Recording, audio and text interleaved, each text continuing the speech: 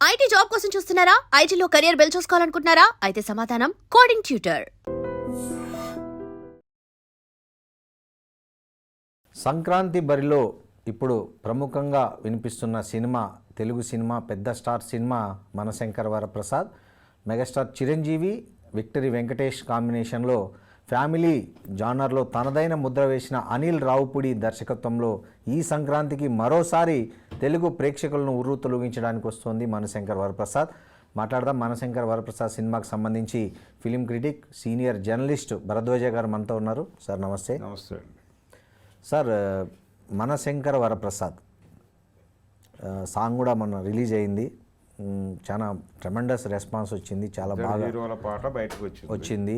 ఇద్దరు హీరోలది చాలా బాగుంది. ప్రేక్షకులకి ఒక సినిమా ఎలా ఉండబోతుందనే ఒక ఏమంటారు, ఒక తిండి ఆహారం తినే ముందు దాని వాసన ద్వారా కూడా కొంత పసిగడతారు కదా, అలాంటి ఒక మంచి స్మెల్లే, గుడ్ స్మెల్లే వచ్చింది.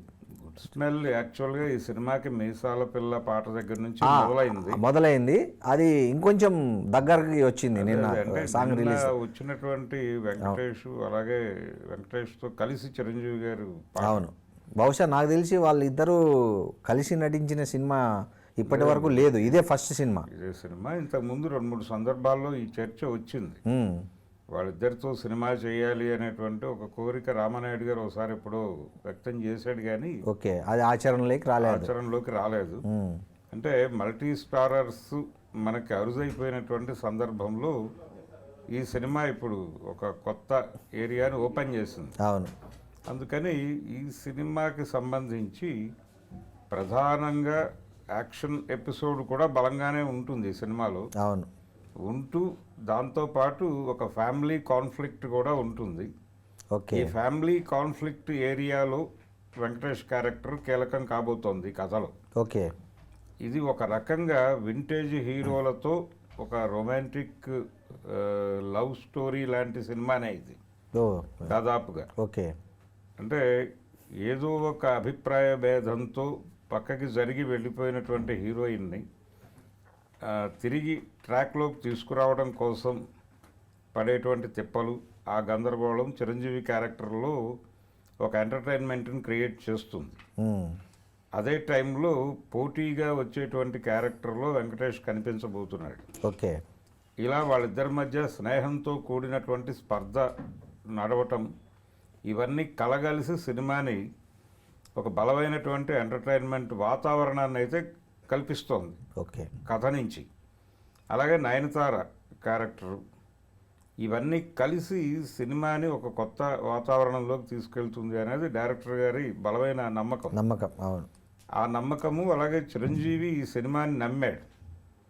అనిల్ రావుపూడి ప్రతి సంక్రాంతికి ఒక సూపర్ హిట్ కొడుతున్నాడు. అయితే అదే ఈసారి కూడా రిపీట్ అవుతుంది అనే నమ్మకం. ఈసారి కూడా రిపీట్ అయ్యే అవకాశాలు ఎక్కువ ఉన్నాయి. అవును, ఆ నమ్మకంతో ఈ ప్రాజెక్టు ఆయనకు అప్పచెప్పడం జరిగింది. అలా తన భుజాల మీద పెట్టినటువంటి బాధ్యతని తాను సక్రమంగానే నిర్వర్తించినట్టుగా ఆయన చెప్తున్నాడు. ఓకే, సినిమాని డే 1 నుంచి ప్రచారం కూడా చేస్తున్నాడు ఆయన. షూటింగ్, అవునవును, ప్రచారం రెండు ప్యారలల్ గా. నిన్న మొన్న కూడా ఎక్కడో వంటల ప్రోగ్రామ్ లో కూడా పాల్గొన్నాడు అనిల్ రావుపూడి.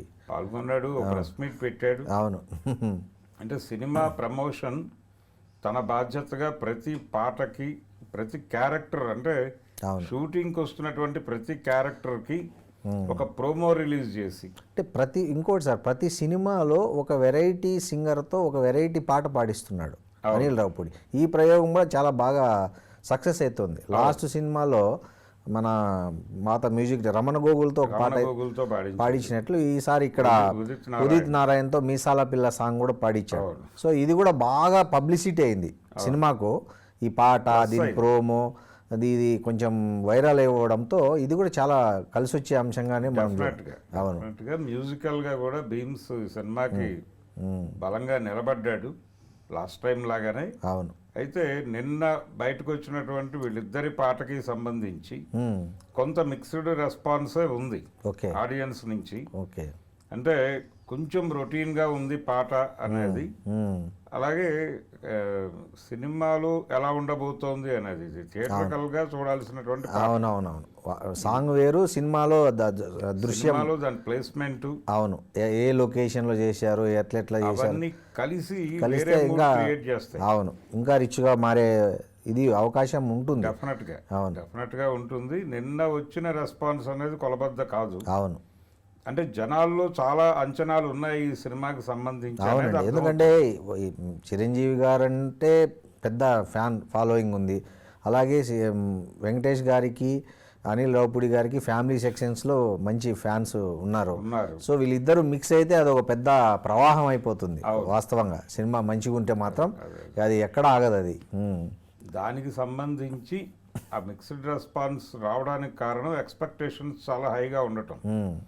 ఈ హై ఎమోషన్స్ని థియేటర్లోకి వెళ్ళిన తర్వాత సాటిస్ఫై చేయగలను అని ఆయన చెప్తున్నాడు కాన్ఫిడెంట్గా. అవును అనిల్ రావిపూడి. అవును కాబట్టి ఈ సినిమా మీద కూడా హోప్స్ ఉన్నాయి.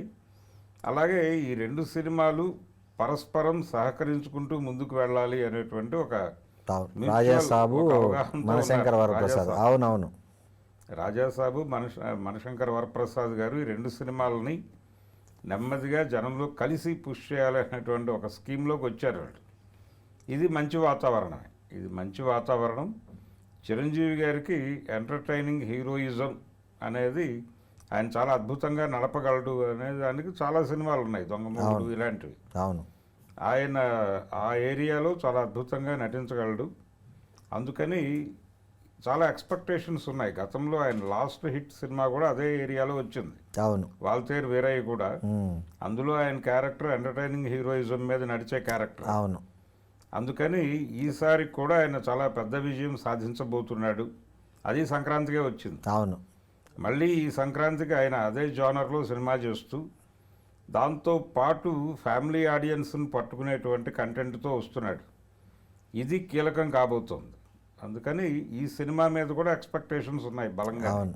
కాకపోతే దీనికి రాజాసాబ్కి ఉన్నటువంటి వేరియేషన్ ఏంటంటే అది పాన్ ఇండియా సినిమా, ఇది లోకల్ మార్కెట్ సినిమా. అవును కాబట్టి వసూళ్లకు సంబంధించినటువంటి గొడవ లేదు, పోటీ కూడా లేదు. పోటీ లేదు. అవును. సో కాబట్టి ఫ్యాన్స్ ఎవరు ఇక్కడ కాంపిటీషన్ ఫీల్ అవ్వాల్సిన అవసరం లేదు. ఫీల్ అవ్వాల్సిన అవసరం లేదు. అప్పుడు కూడా అంటే వాల్తేరు వీరయ్య హిట్ కొట్టిన సందర్భంలో కూడా చిరంజీవి గారు రవితేజతో కలిసి వచ్చాడు అప్పుడు. అవును. ఈసారి వెంకటేష్తో కలిసి వస్తున్నాడు. అవును. అప్పుడు బాలకృష్ణ గారి సోలో సినిమా అవతల. అవును. ఇప్పుడు ప్రభాస్ సోలో సినిమా.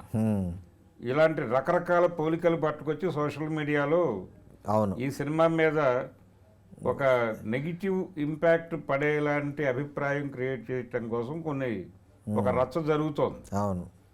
దీన్ని వ్యతిరేకిస్తూ కొంత మాట్లాడే ప్రయత్నం చేస్తున్నాడు ఆయన. అవును. అంటే మనం ఈ టైంలో సినిమాలు బ్యాడ్ చేసుకోవద్దు. అంటే మీరు ఈ సినిమాని టార్గెట్ చేస్తే రేపు పొద్దున మీ సినిమా రిలీజ్ అయినప్పుడు ఈ అభిమానులు ఆ సినిమాని టార్గెట్ చేస్తారు. కాబట్టి పరస్పరం నష్టపోతాం. ఈ పని చేయకపోతే ఇద్దరం లబ్ధి పొందేటువంటి అవకాశం ఉంటుంది. అవును. మనం లాభం పొందేదాన్ని ఆలోచిద్దాం అంతే తప్ప మనల్ని మనం నష్టపరుచుకోవద్దు అనేది కొంచెం కాన్షియస్గా మాట్లాడుతున్నారు ఈ మధ్య. అవును. అది పర్టికులర్గా అఖండ తాండవం దగ్గర నుంచి మొదలైంది ఆ ట్రెండ్. అవును. మొదలై ఇప్పుడు అనిల్ రావిపూడి అలాగే ప్రభాస్ వీళ్ళిద్దరూ కొంత మంచి వాతావరణాన్ని అయితే క్రియేట్ చేయగలిగారు. అవును. ఈ వాతావరణంలో ఈ రెండు సినిమాలు సంక్రాంతికి పోటీ పడతాయి. లోకల్ మార్కెట్లో ఎవరు గొప్ప అనేది ఎట్లాగూ క్యాల్కులేషన్స్ వస్తాయి. అవును. అంటే చిరంజీవి తన మార్క్ నిలబెట్టుకున్నాడా అనేది. అవును. అంటే 300 నుంచి 500 కోట్ల టార్గెట్ ఉంది దానికి. ఆ మార్క్ రీచ్ అవుతాడా అనేది చూడాలి. ఆయనకి 1000 కోట్ల క్లబ్లోకి చేరతాడా అనే టార్గెట్ ఉంది ప్రభాస్కి. అవును. అలాగే లోకల్ మార్కెట్లో వాళ్ళేం సాధించారు వీళ్ళేం సాధించారు అనేది కూడా ఇక్కడ కొలత ఉంటుంది. అవును. మనకి సంక్రాంతి అనగానే కోడి పందాలు గుర్తొస్తాయి. అవును. కోనసీమ కోడి పందాలు, అలాగే పతంగుల పందాలు, ఇవన్నీ ఎలాగో అలాగే ఇది కూడా ఎడ్ల పందాలు జరుగుతాయి కొన్ని. అవునండి. బండి లాగుడు పోటీలు, ఎడ్ల పందాలు. అవునవును. బండలు మోసే అవును జరుగుతాయి. అవును. అవును. ఆ పోటీల్లో సినిమా పందాలు కూడా ఒకటి. ఈ సినిమా పందాల్లో ఎవరు గెలుస్తారు అనేది కూడా కీలకమే. సో దీని మీద ఏమన్నా బెట్టింగ్లు కూడా స్టార్ట్ అయ్యాయంటారా? అయి ఉండొచ్చు. ఓకే, ఏ సినిమా ఎంత కలెక్ట్ చేస్తుంది అనే దాని మీద. ఏది ఏ మార్క్ క్రియేట్ చేస్తుంది, లోకల్ మార్కెట్లో ఎవరిది పై చేయి కాబోతోంది. ఓహో, ఈ ఫ్యాన్స్ వార్. ఫ్యాన్ వార్ ఉంటుంది ఖచ్చితంగా. ఓకే. ఫ్యాన్ వార్ మాత్రమే కాదు, మ్మ్. సాధారణ ప్రేక్షకుల మధ్య జరుగుతాయి ఈ బెట్టింగ్స్. ఓకే, మౌత్ పబ్లిసిటీ జరగడం వేరు, మీరు అన్నట్లు ఫ్యాన్ వార్ జరగడం వేరు.